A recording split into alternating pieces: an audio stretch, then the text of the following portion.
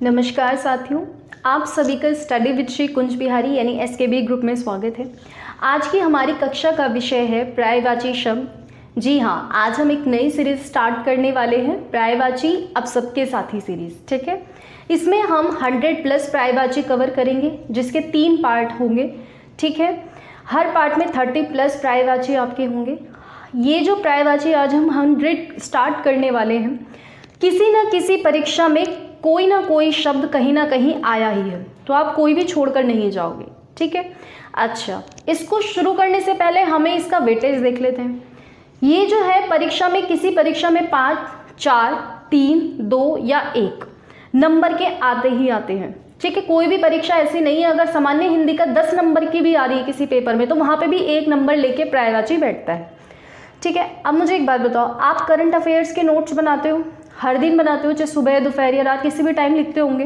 5 number की अगर आपकी करंट अफेयर्स आ रही है, आप 50 घंटे भी दोगे, आप श्योर नहीं हो।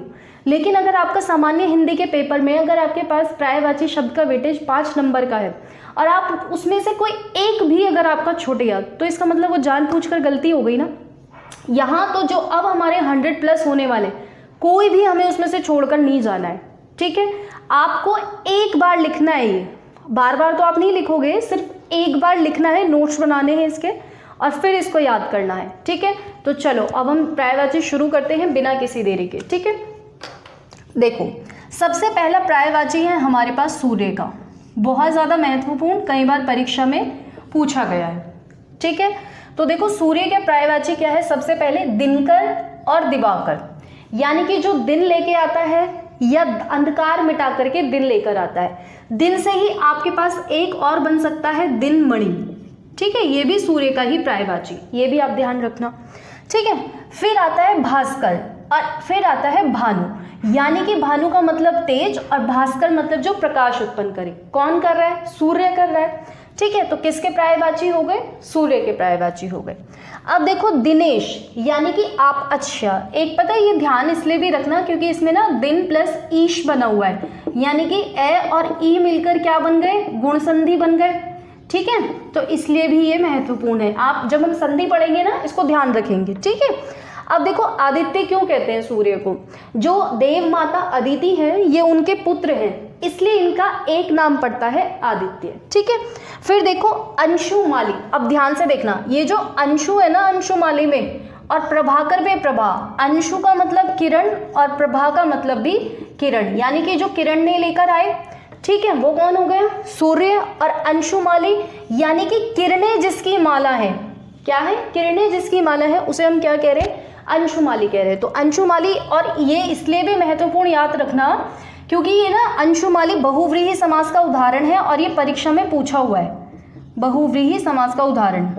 ठीक है, अंशु है माला जिसकी। ठीक है, अब देखो एक इसका नाम सूर्य का हंस है और एक होता है अर्क, और अर्क का मतलब भी होता है प्रकाश या फिर किरण। कहीं ना कहीं जितने भी आप सूर्य के पर्यायवाची पढ़ोगे उनका अर्थ या तो तेज से है या प्रकाश से है या किरण से है, लेकिन परीक्षा में ये ध्यान रखना, परीक्षक जो है कंफ्यूज करने के लिए आपको प्रकाश लिख के दे देगा, उसको टिक मत करके आना, क्योंकि आपको जो पर्यायवाची है वो इन्हीं में से मिलेंगे, प्रकाश को वो घुमाने के लिए देगा। ठीक है, पहली चीज।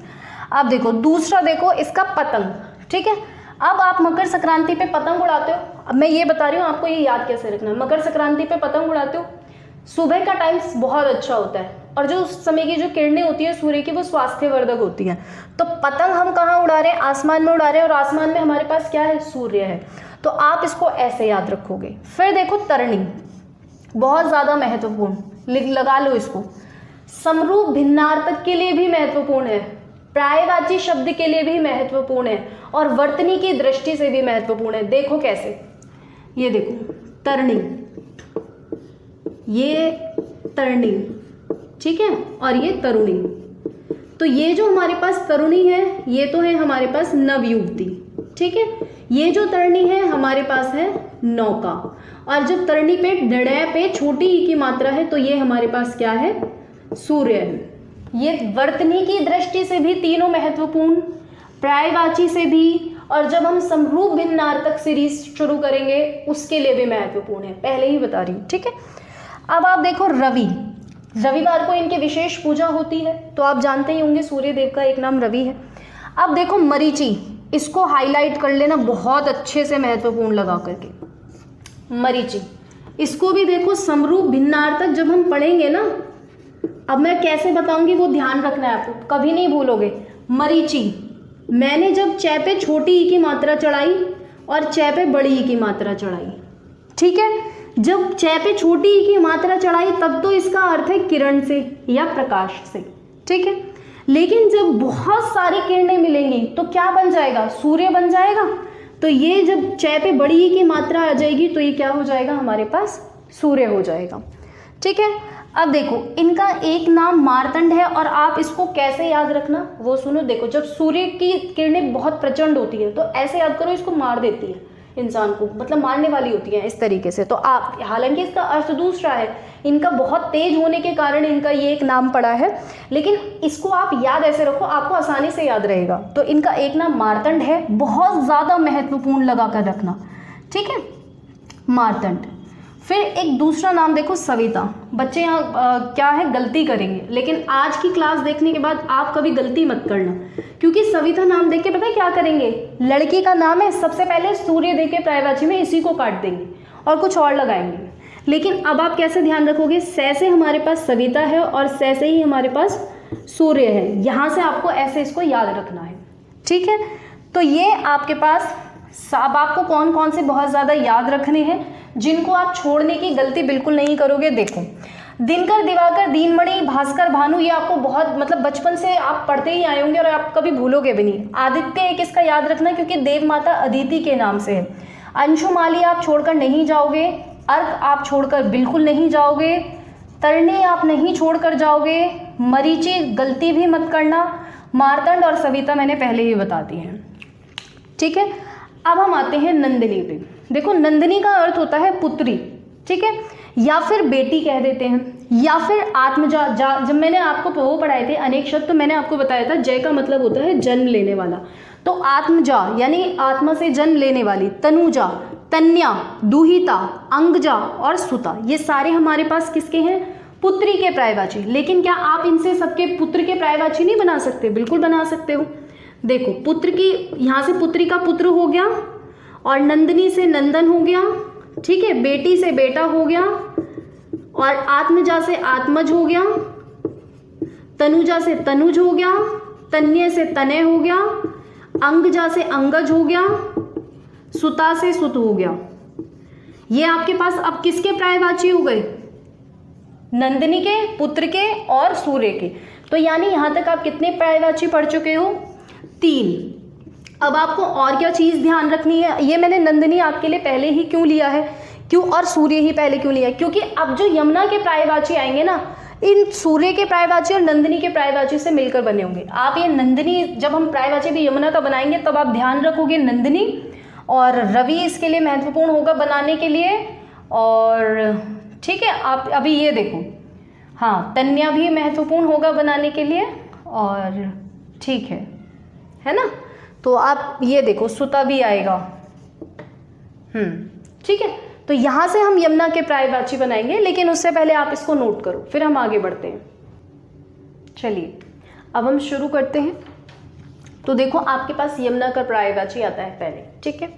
अब यमुना के पर्यायवाची मैंने अभी अभी आपको क्या बताया था कि मेरा रवि के जितने पर्यायवाची हैं और जो पुत्री के पर्यायवाची दोनों से मिलकर बनेगा। तो देखो अभी अभी हमने पढ़ा सूर्य, तो सूर्य से बन गया सूर्यजा, क्योंकि ये सूर्य की पुत्री है।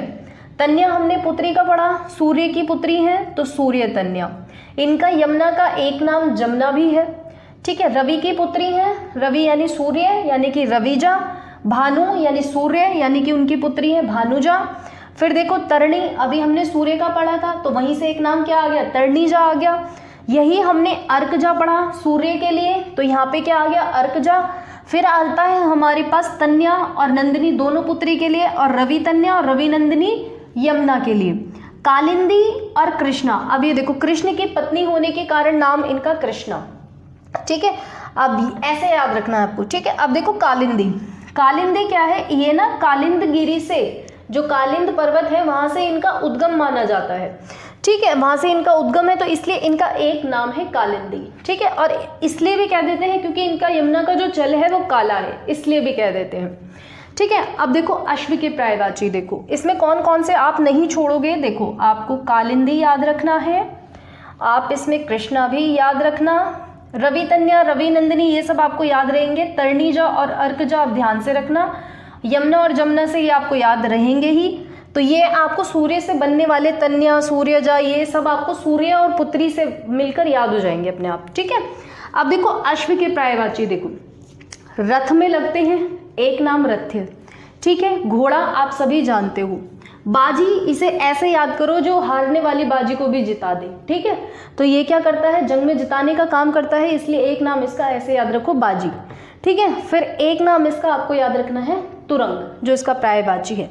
एक आप याद रखोगे हय, एक आपको याद रखना है और घोटक, एक है रविसुत और रविपुत्र। ये आप ध्यान रखना, जो सूर्यदेव भगवान हैं उनके जो रथ है, मतलब जिसपे वो जो उनका वाहन है उसमें 7 घोड़े लगे हुए हैं। ठीक है, तो ये जो है वैसे तो सप्ताह को दिखाते हैं, तो मतलब ये जो घोड़े हैं इसीलिए इनका एक नाम ऐसे रविसूत्र और रविपुत्र याद रखना अश्व का।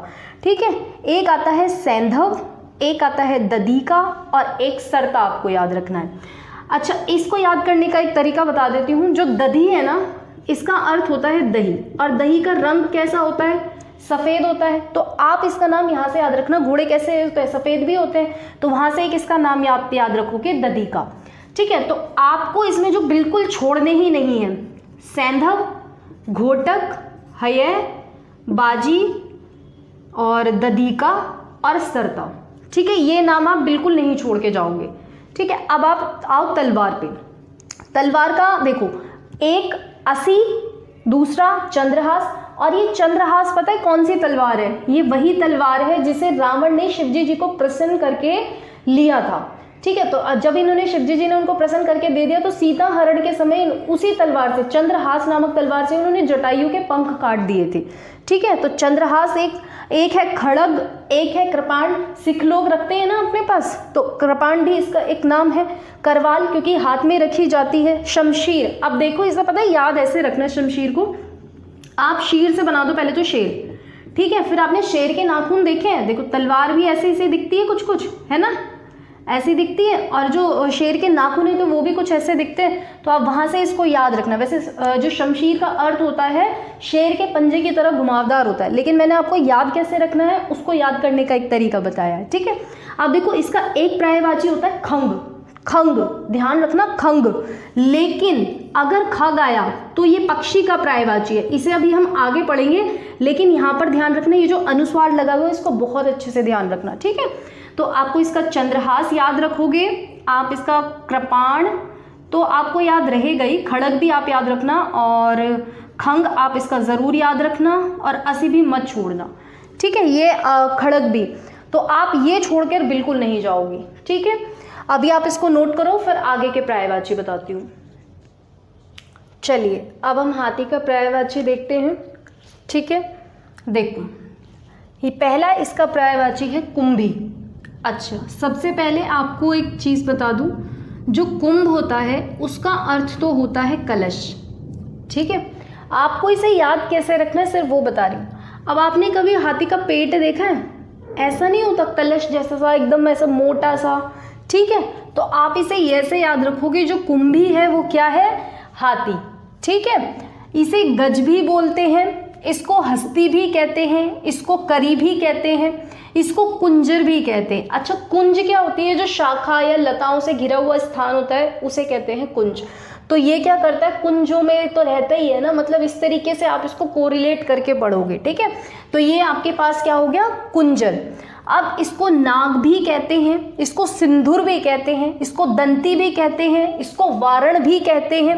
ये गज का इंद्र है इसलिए इसे गजेंद्र भी कहते हैं, इसको मंदार भी कहते हैं। फिर देखो इसको द्विरज, मतंग भी कहते हैं क्योंकि मतवाला होता है, इसको नगज भी कहते हैं, ये ध्यान रखना।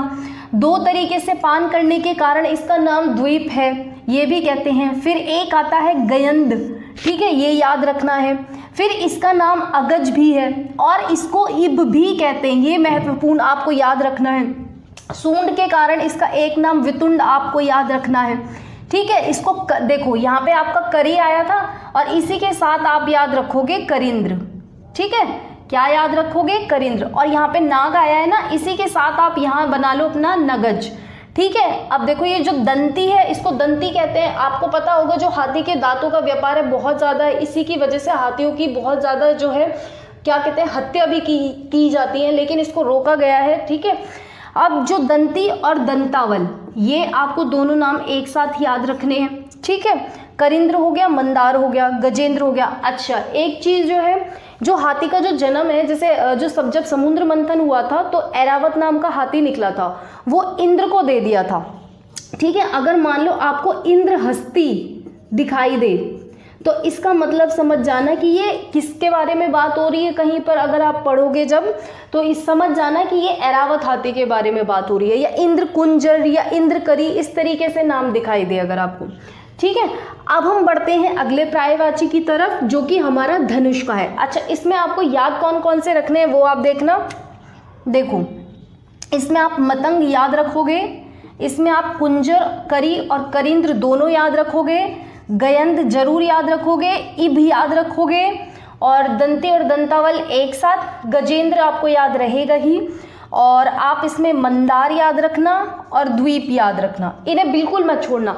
अब मैं ये कह रही हूँ इनको बिल्कुल मत छोड़ना, लेकिन इसका मतलब ये नहीं है कि जो आपको पढ़ाए हैं आप उनको बिल्कुल छोड़ के चले जाओगे। ये इसलिए है कि ये महत्वपूर्ण है, आपको इन्हें ज़्यादा पढ़ना है, और जिन पे नहीं लगाया है उनको पढ़ना ज़रूर है। गलती मत करना इस चीज़ की। ठीक है, अब देखो, अब आपने हाथी का पढ़ लिया। ठीक है, इसी तरीके से हथनी के बनते हैं। देखो, अभी हमने क्या पढ़ा था? इब पढ़ा था, तो हथनी का हो गया इभी या फिर इब्या।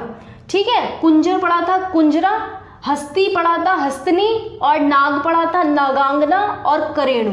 ठीक है, और एक होता है इसका मलाका। तो यहाँ से हाथी और हथनी हमारे कितने हो गए? 2 एक साथ हो गए। ठीक है, अब आप देखो धनुष।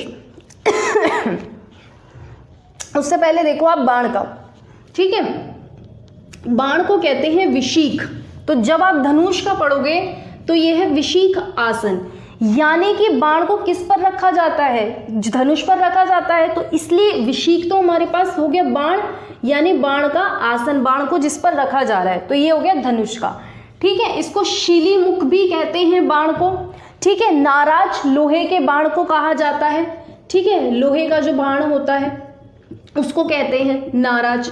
ठीक है, इसको बाण को सर भी कहते हैं, तीर भी कहते हैं और सायक भी कहते हैं। तो आपको इसमें क्या क्या याद रखना है? विशीख आप याद रखोगे, शीलीमुख, नाराज भी याद रखोगे, तीर तो आपको याद रहेगा ही, और आपको सायक जरूर याद रखना है। ठीक है, सर भी याद रखना, ज्यादा नहीं है इसके। ठीक है, अब देखो धनुष के। देखो, धनुष ऐसा होता है, चाप जैसा दिखता है ना, मैथ में जैसे आपने देखा होगा गणित में, तो ये चाप जैसा दिखता है, तो इसलिए इसका एक नाम चाप है।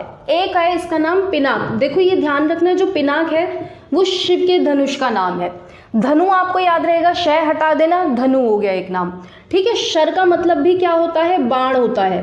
ठीक है, शर का मतलब आप इसको भी लिख लेना इसी के साथ, शर माने बाण। ठीक है, तो शर का आसन है, विशीख आसन हो गया। अच्छा, ये शरासन 2 बार आ गया।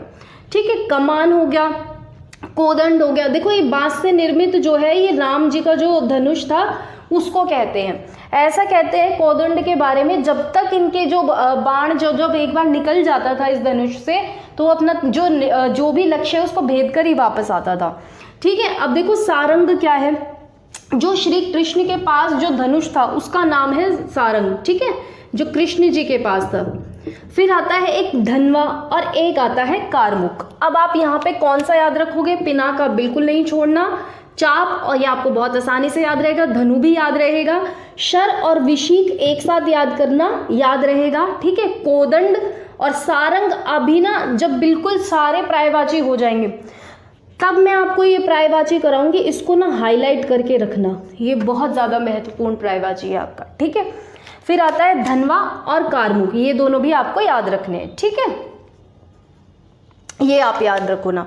तो अभी आप इसको नोट करो, फिर मैं इसके आगे के पर्यायवाची बताती हूँ। ठीक है, चलिए अब हम अपने अगले पर्यायवाची की तरफ आगे बढ़ते हैं। ठीक है, देखो अब हमारा अगला पर्यायवाची है मृगेंद्र। क्या है? मृगेंद्र। लेकिन उससे पहले मुझे एक बात बताओ, इसका एक पर्यायवाची है केहरी। आप में से कोई नास्तिक तो नहीं है ना? ठीक है, आपने अम्बे माँ की आरती सुनी होगी, कभी ना कभी तो जीवन में सुनी होगी। तो आपने ये शब्द सुना है, जो लाइन अभी मैं बोलूँगी इसको ध्यान से सुनना। केहरी वाहन राजत, ध्यान से सुनो। केहरी वाहन राजत, खड़ग खपरधारी, खड़ग खपरधारी, सुनिए।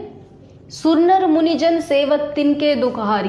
तो यहाँ पे केहरी यानी इनका जो वाहन है वो कौन है? सिंह है। तो इनका ये जो केहरी है, हम इसे गाते तो हैं, आरती तो गाते हैं, लेकिन हमें उसका अर्थ नहीं पता था वहाँ पे क्या होता है ना। तो ये जो केहरी है ये हमारा किसके लिए प्रयुक्त होता है? सिंह के लिए प्रयुक्त होता है। सिंह यानी कि मृगेंद्र, ये पशुओं का इंद्र होने के कारण इसका एक नाम मृगेंद्र है। अब इसे मृगेंद्र कह लो, मृगराज कह लो, या फिर मृगपति कह लो। ठीक है, मृगपति कह लो, एक ही बात है। ठीक है, अब इसका एक नाम होता है शार्दुल, एक होता है वनराज। ठीक है, क्या होता है? वनराज। ठीक है, और एक आता है व्याघ्र, एक आता है नखायुद्ध, क्योंकि ये अपने नाखूनों से युद्ध करता है। एक नाम इसका नाहर है, एक है केसरी। अब मुझे एक बात बताओ, जैसे केसरी है, आपने केसर का रंग देखा होगा, या तो लाल सा होता है या पीला सा होता है। तो जो ये हमारा जो सिंह है इसका रंग भी कैसा होता है? या तो लाल सा होता है या पीला सा होता है। तो आपको ऐसे याद रखना है कि केसरी। हरी भी होता है। हरी का जो अर्थ होता है एक्चुअल में, इसका अर्थ होता है वास्तव में देखा जाए तो हरण करने वाला। ठीक है, हरण करने वाला। और ये जो हरी है आगे भी जब हम पर्यायवाची देखेंगे तो ये कपी के में भी आएगा और एक दो जगह और आएगा, बाद में बताऊंगी। ठीक है, तो यहाँ पे क्या है, ये किस चीज का हरण कर रहा है? ये करता है प्राणों का हरण। ठीक है, इसलिए इसका एक नाम क्या है? हरि है। इसको केशी भी कहते हैं क्योंकि इसके केश आपने देखे लंबे लंबे होते हैं, आप इसके ऐसे याद रखोगे। ठीक है, एक इसका नाम पुंडरीक भी है। तो आप, अच्छा केशी दो बार आ गया, यहाँ पे भी आ गया और यहाँ पे भी आ गया, शेर भी है। ठीक है, तो आप इसका केहरी, आप इसका वनराज तो आपको याद रहेगा ही, मृगराज, मृगेंद्र, मृगपति ये भी याद रहेगा।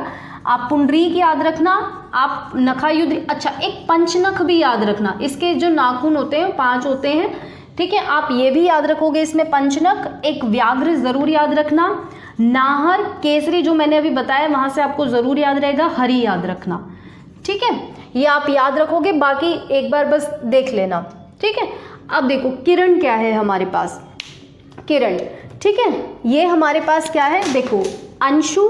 ठीक है, किरण को हम अंशु भी कहते हैं, कर भी कहते हैं, मयूख भी कहते हैं, रश्मि भी कहते हैं। मरीचि तो मैंने आपको दोनों बता दिए, एक सूर्य के लिए भी बता दिया, मरीचि मैंने सूर्य के लिए भी बताया आपको।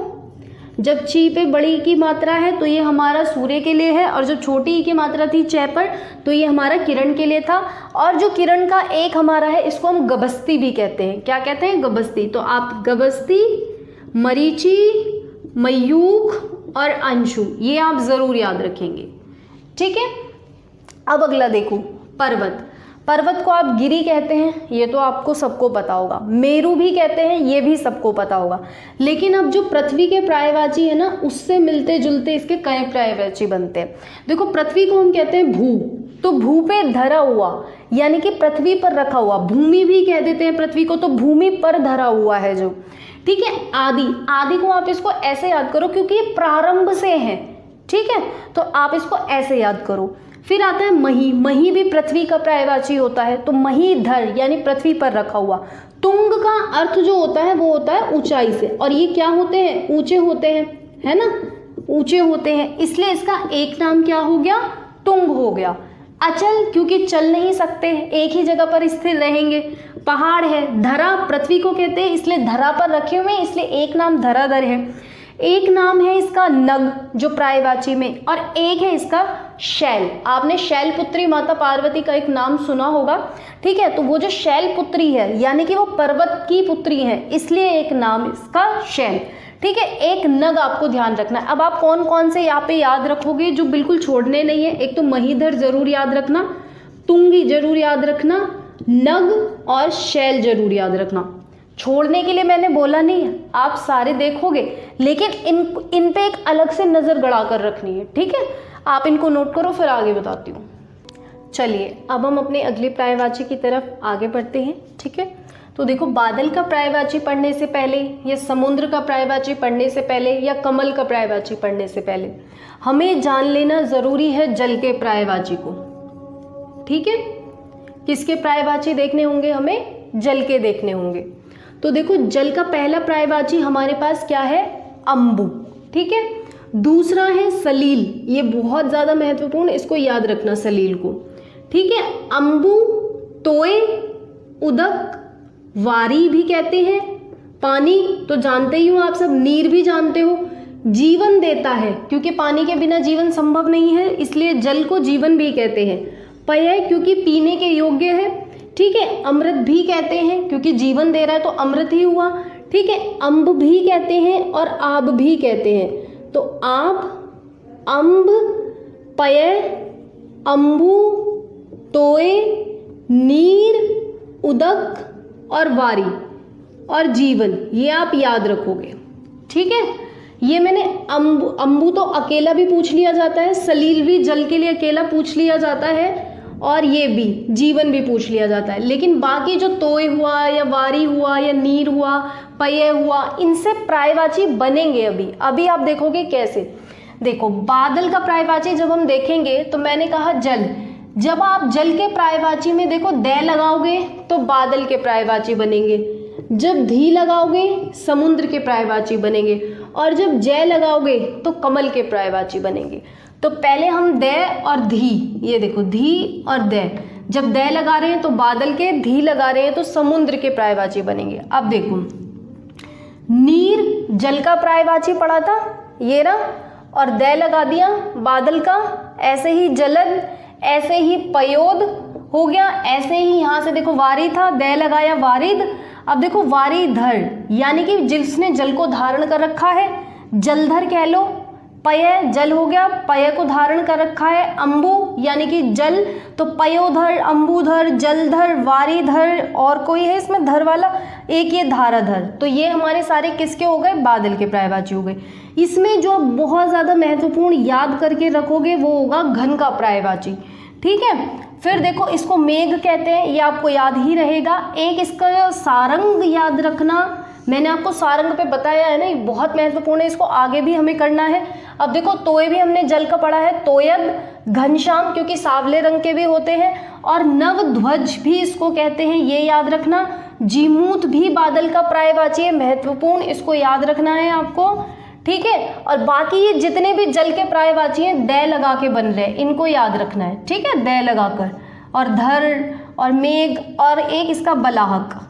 ठीक है, ये आप याद रखोगे। और बलाहक ऐसे याद रख लेना, देखो जब बादल गरजते हैं तो बहुत ज़्यादा आवाज़ होती है, तो वहाँ से इसको ऐसे याद रखना, बलाहक। ठीक है, अब देखो अब हम लोग देखते हैं समुद्र के पर्यायवाची। मैंने अभी क्या बताया, जल के पर्यायवाची में लगाओ धी, जैसे उदक था तो यहाँ से उद लिया और यहाँ से धी लगा दिया। अम्बु था तो धी लगा दिया। अब देखो शीर धी यानी कि जहाँ जहाँ जो जल का संचय करे हुए हैं, जल धी, पयो धी, अब धी, अवधि को याद रखना बहुत अच्छे से, अम्बुधि को याद रखना, शीरधि को याद रखना। अब देखो तोय, पय, जल, अम्बु, सुधा, बाकी सब में निधि लगा करके। ठीक है, जल ही जिसकी निधि है, तो ये सब हमारे किसके पर्यायवाची हो गए? समुद्र के हो गए। अब देखो ये नदियों का ईश है, इसलिए इसको हम क्या कह देते हैं? इसे सलिलेश भी कहते हैं। आप समुद्र का एक पर्यायवाची मैंने अभी आपको बताया था ना, सलील। सलील तो जल का है लेकिन सलिलेश समुद्र का है, ध्यान रखना इस बात को। जल का धाम है और इसका पारावर महत्वपूर्ण, इसको याद रखना आप। ठीक है, ये जो है पारावर, ये बहुत महत्वपूर्ण है, इसका परीक्षा में पूछा हुआ है। ठीक है, समुद्र का रत्न इसके अंदर मिलते हैं इसलिए इसको रत्नाकर भी कहते हैं, सिंधु कहते हैं, नीरधि, और एक इसका अर्णव बहुत महत्वपूर्ण, याद रखना बहुत ज़्यादा। ठीक है, सलिलेश अच्छे यहाँ लिख दिया है हमने। अम्बोधि क्योंकि अम्ब था, जल का देखा था, धी लगा दिया। ठीक है, तो यहाँ से हमारे पास क्या हो गए? समुद्र के सारे पर्यायवाची हो गए। और जिनको आपको याद रखना ही रखना है, देखो धी लगा के बनेंगे वो तो आपको छोड़ने नहीं है, ये याद रहेंगे। इसमें पारावर है, रत्नाकर आपको याद रखना है, सलिलेश ज़रूर याद रखना है इसका। ठीक है, और सलील जल में भी आप याद रखोगे।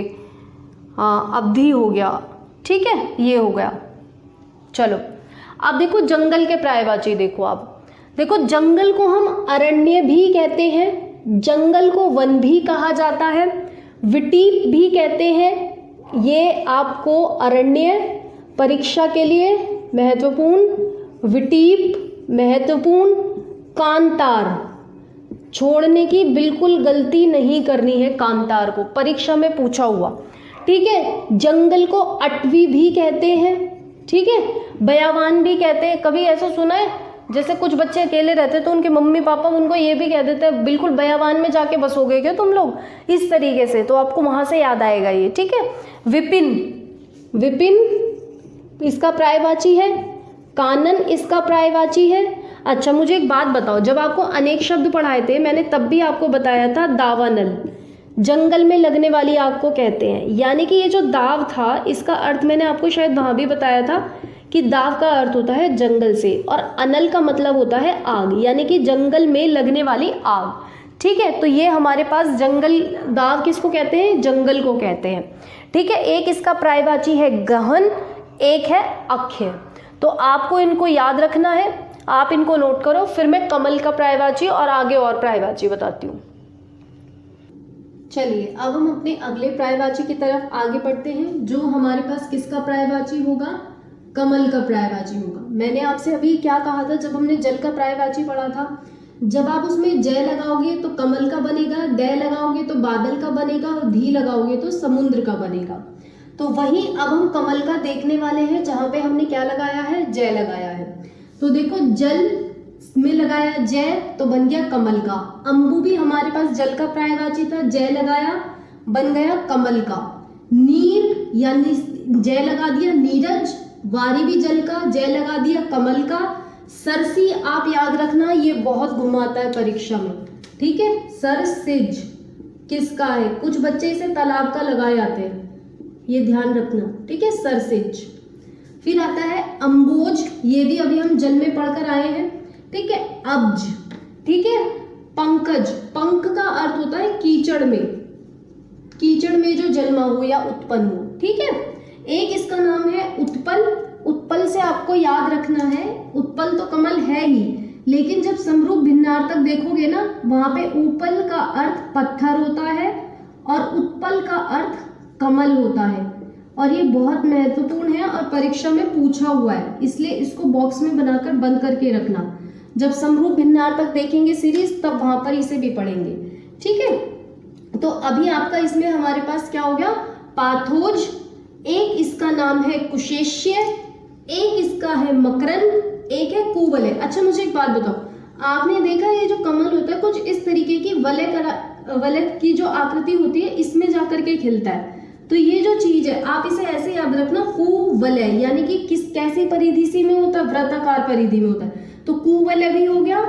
कोकनद भी इसको कहते हैं, इंदिवर भी कमल का ही पर्यायवाची है, पद्म कमल का ही पर्यायवाची है, अरविंद भी कमल को कहते हैं, नलीन भी कमल का पर्यायवाची है, राजीव भी कमल का पर्यायवाची है, शतपत्र और शतदल यानी कि जिसमें 100 पत्र या फिर 100 दल हैं, ठीक है। एक इसका नाम ताम्रस है और एक इसका नाम है पुंडरीक, ठीक है। एक ये देखना सरोरु, जब आप देखोगे सरोरु तो यहां से आपको यहां से बनाने हैं 3, एक पंकरू भी बन सकता है और एक सरसीरू भी बन सकता है, सरसीरू, ठीक है।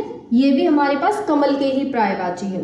तो अब आपको इसमें जो बहुत जरूरी है याद रखने, अब्ज का याद रखना, ठीक है, और इसमें कुशेष्य याद रखना, इंदिवर आप नहीं छोड़ के जा सकते, कुवलय मत छोड़कर जाना, अरविंद जरूर से याद रखना है, पुंडरीक याद रखना, ठीक है, ताम्रस और राजीव, सरोरु आप याद रख लेना, बाकी पंकरू और सरसीरू इसी से बन जाएंगे, ठीक है।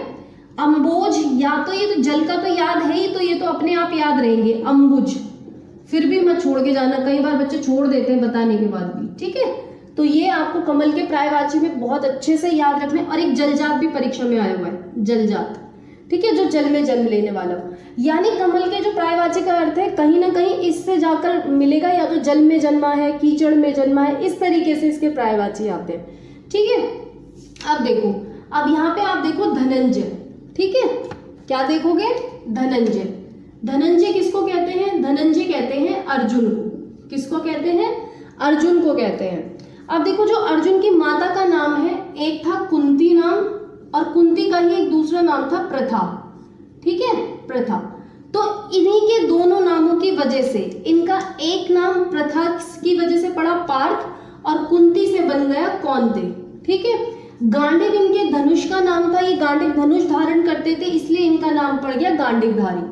ठीक है, इनको कहते हैं गुणाकेश। गुणाकेश अर्जुन को इसलिए कहा जाता है क्योंकि गुणा का अर्थ होता है नींद, और ये नींद के ईश है, मतलब ये नींद को जीत चुके हैं। इनका नाम धनंजय इसलिए याद रखना क्योंकि जब राजसूय यज्ञ हुआ था उसमें कई राजाओं को जीतने के कारण इनका नाम धनंजय पड़ा था। फिर देखो, सव्यसाची एक इनका नाम है, ये इसलिए है क्योंकि ये दोनों हाथों से बहुत अच्छे से काम कर सकते हैं। ठीक है, एक है श्वेत वाहन। देखो, इनके जो वाहन है उसमें सफेद अश्व जुड़े हुए हैं, तो इस वजह से इनका एक नाम पड़ गया श्वेत वाहन। ठीक है, इनको कहते हैं कपिध्वज। कपिध्वज इनका नाम इसलिए पड़ा प्रायवाची में क्योंकि जब महाभारत का युद्ध हुआ था तो इनकी जो ध्वजा में जो हनुमान जी थे वो जाकर विराजमान हुए थे, तो इसलिए इनका एक प्रायवाची हो गया धनंजय का कपिध्वज। इनको विभत्सु इसलिए कहते हैं क्योंकि युद्ध के समय ये कोई घृणा वाला काम नहीं करते। ठीक है, एक आता है किरीटी। जब दानवों के साथ युद्ध हुआ था और जब ये जीत गए थे तो इंद्र ने इनको क्या किया था, किरीट नामक एक जो मुकुट था वो पहनाया था, तो तब से इनको किरीटी के नाम से जाना जाने लगा। ठीक है, तो अब आपको इसमें कौन कौन से देखो याद रखने हैं, जो छोड़ने नहीं है। पार्थ और कौंते तो आपको, क्योंकि आपने महाभारत के कई सारे जो है सुनी होंगी बातें, तो वहां से आपको याद हो गई। आप सव्यसाची मत छोड़ना बिल्कुल भी। ठीक है, विभत्सु गुणाकेश तो बिल्कुल भी गलती नहीं करनी है इसको छोड़ने की। गांडीवधर, इनके धनुष का नाम याद कर लेना, हो जाएगा आसानी से। ठीक है, कपिध्वज और किरीटी। ठीक है, ये आपको याद रखने हैं। अब देखो, पृथ्वी के प्रायवाची देखते हैं। ठीक है, पृथ्वी। अभी हमने पर्वत के प्रायवाची पढ़े थे, तब भी मैंने आपको वहां पे बता दिए थे आधे से ज्यादा। तो देखो, मही, ये आप नहीं छोड़ के जाओगे। ठीक है, पृथ्वी का। ईला इसका बहुत महत्वपूर्ण प्रायवाची है, ईला और उर्वी। ईला और उर्वी, भू, भूमि, धरा, धरती, यह आपको पहले से ही पता है। जमीन भी आपको पता है, धरने भी पता है। वसुधा और वसुंधरा दोनों आपको पता है। आपको क्षिति छोड़कर नहीं जाना है, महत्वपूर्ण है। ठीक है, रत्न गर्भा, क्योंकि अपने अंदर रत्न को समाये हुए हैं, तो ये आपको जरूर से याद रखने हैं। अब आप इनको नोट करो, फिर मैं आगे बताती हूँ। चलिए, अब हम अपने अगले प्रायवाची की तरफ आगे बढ़ते हैं। तो देखो, अब हम देखेंगे गेह का। गेह क्या होता है? घर या गृह। ठीक है, इसको हम भवन भी कहते हैं। एक चीज और ध्यान रखना, भुवन जो होता है वो तो होता है संसार। क्या होता है? संसार। लेकिन भवन हमारे पास क्या है? गेह। एक भवन को हम आगार भी कहते हैं, आयतन भी कहते हैं, आवास भी कहते हैं, निकेतन कहते हैं, निलय कहते हैं, धाम कहते हैं, ग्रह कहते हैं। तो ये जो आपको आगार, आयतन, निकेतन, निलय और गेह, ये 5 आपको जरूर याद रखने हैं इसमें। ठीक है, अब आप देखोगे अमृत का प्रायवाची। अमृत क्या होता है? सुधा कहते हैं, अम्य भी इसी को कहते हैं, अमी भी कहते हैं, पीयूष कहते हैं, सुरभोग। सुर जो होता है वो देवता के लिए प्रयोग में आता है शब्द, तो यानी देवता जिसका भोग करते हैं उसको हम क्या कहेंगे? अमृत कहेंगे। जीवनोदक, अब अमृत है तो जीवन देता है, तो जीवनोदक। मधु भी कहते हैं, सोम कहते हैं, देवता इसका पान करते थे, सोम रस। ठीक है, देवा आहार या फिर देवा अन्न, यानी देवताओं का आहार है या फिर देवताओं का अन्न है। आप इसमें जो बिल्कुल छोड़ नहीं सकते, अमी, अम्य, सुधा तो आपको याद रहेगा ही, सुरभोग, जीवनोदक, सोम, ये आप जरूर याद रखना। ठीक है, अब आप आओ तालाब के प्रायवाची पे। देखो, जल जहाँ पर आश्रय लेता है वो क्या है? तालाब है। पुष्कर, आप अच्छा आपने इसको ऐसे याद रखो, आप जो तालाब है वहाँ पर कमल भी खिलते हैं, तो पुष्कर आप इसको ऐसे याद रखना, पुष्प खिलते हैं। ठीक है, तालाब का हो गया पुष्कर। अब सर, आपको याद है सरोज और सरसिज कमल के प्रायवाची है, जहाँ पे जय लगा हुआ है यानी तालाब में खिल रहे हैं, तो सर और सरसी ये आपको याद रखना है। जलवान, जल रहेगा यहाँ पर। तड़ाग याद रखना है आपको, ताल याद रखना है। ठीक है। पोखरा, पोखरा, सरोवर याद रखोगे, पद्माकर यानी कि जहाँ पे पद्म यानी कमल खिल रहे हैं, कासार, ये आपको याद रखने हैं, ठीक है। सरोवर तो आपको याद रहेगा ही, ये आपके तालाब के पर्यायवाची, ठीक है। अब आप देखोगे कामदेव के पर्यायवाची। कामदेव का पर्यायवाची परीक्षा में जो है बहुत पूछा जाता है, इसलिए आप इसको ध्यान से देखना।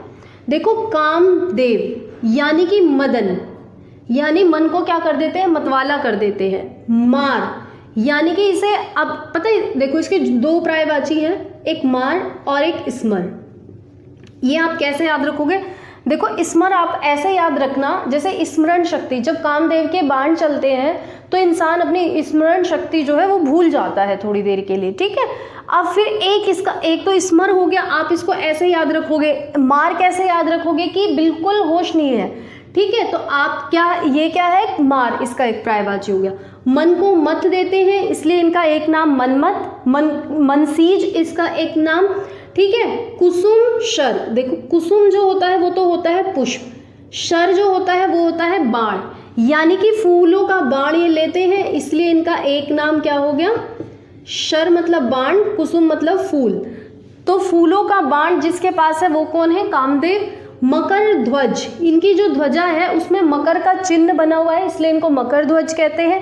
अनंग यानी बिना अंग के भी है ये, तो इनका एक नाम कामदेव है। रति के पति हैं इसलिए इन्हें रतिपति कहा जाता है। कंदर्प इनका एक नाम है, ये आपको याद रखना है। मीन होती है मछली, केतु, मीन होती है मछली, केतु होती है ध्वजा, यानी ध्वजा या पताका या फिर झंडा। तो इसमें हमारे पास मीन इनका जो है निशान है, चिन्ह है, उसको इस वजह से इनको मीन केतु कहते हैं। पंचशर यानी कि इनके पास क्या है, 5 बाण है, इसलिए इनको एक नाम पंचशर है। कुसमेशु और पुष्पधनवा, पुष्पधनवा यानी कि इनके पास जो धनुष है वो कैसा, धनवा अभी आप पढ़ के आए थे ना, धनुष का पर्यायवाची, और पुष्प वाला धनुष है इनके पास।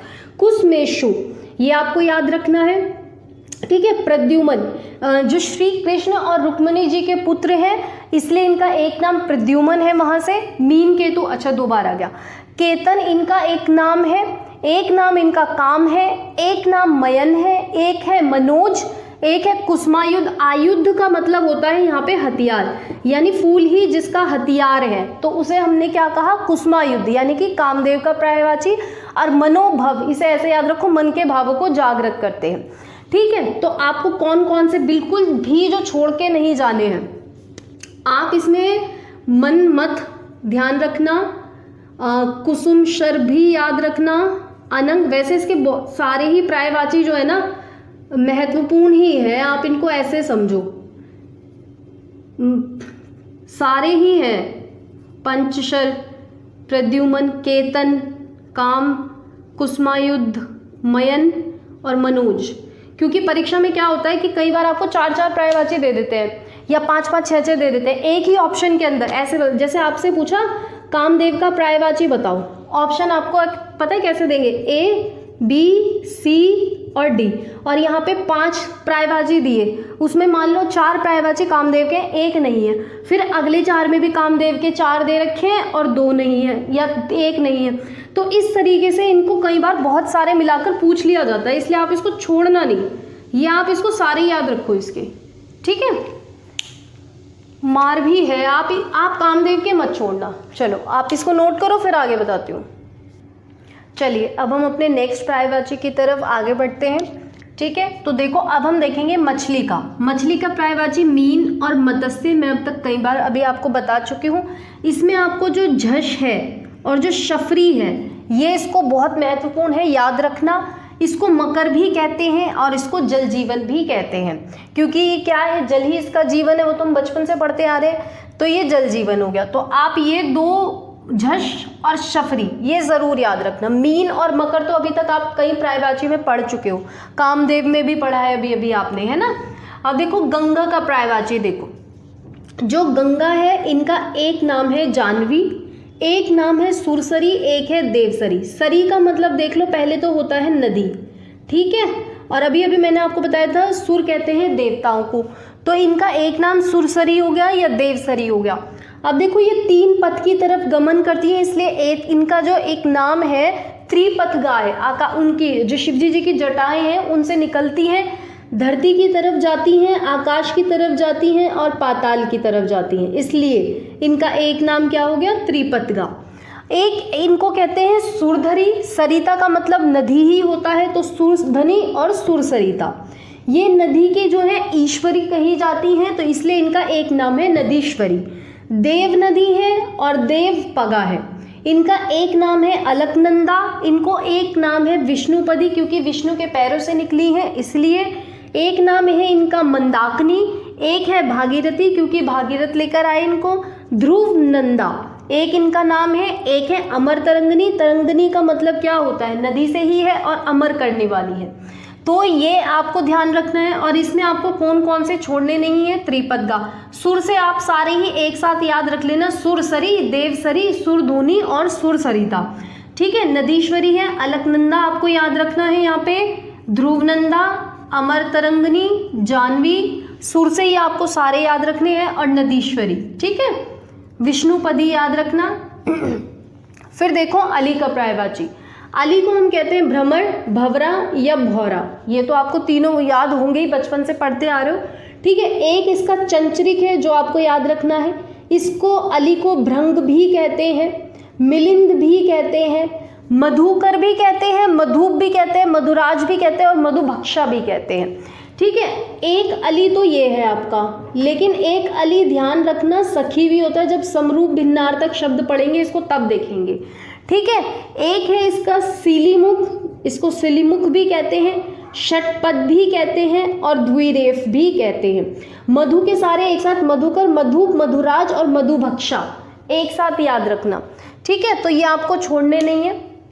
लेकिन इसी के साथ हमें पार्ट 1 ये करीब यहाँ पे आपके शायद 25+ पर्यायवाची हुए हैं, आपको यहीं तक अभी मैं करा रही हूँ क्योंकि इसके बाद नहीं तो वीडियो जो है लंबी हो जाएगी और मैं ये चाहती हूँ कि ये आपको इसी में ही याद रहे, ठीक है। तो इसी के साथ हम जो इसका पार्ट 1 है यहीं हम कंप्लीट करते हैं और इसके बाद हम पार्ट 2 अगली वीडियो में देखेंगे। चलिए, नमस्कार।